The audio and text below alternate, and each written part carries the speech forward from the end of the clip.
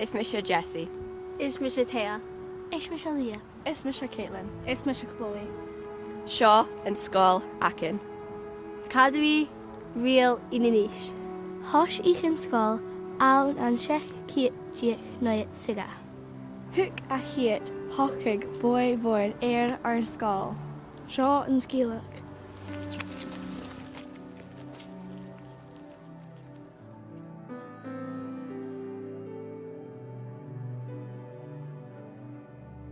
Bliana mar chairneach scoile a sin ar a bhí cáracha Chiad bliana bó dhéirigh a Chiad chogaí.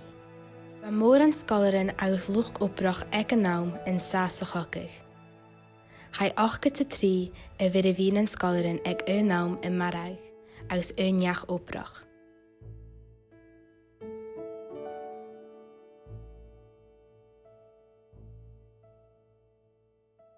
Is cínteach go na cúte neoin is áite, háast an san siathah bliana ag an nám. Be meistear Modestin in ceannart ag an nám. Tá meistear prís na neach tascí na scoile, thug é táir fistracha intneach gain an an Acadamaidh.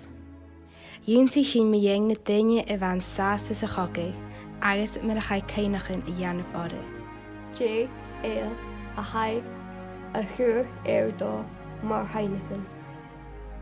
Thug meintir a bheile Erica Chiad ar san chláran céinechaí ar san an duine sin a chéinechaigh.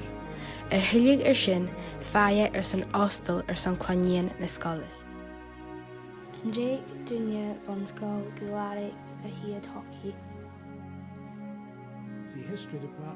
Tá raon deachtarí na scoile ar scolaran a thuirt ar turas go láirí cocaí sa bhilig agus sa rang. Chaiad ar an turas seo a dhéanamh fad imich bliana agus an dúil cúmal ára le seo. Han as iad san sin.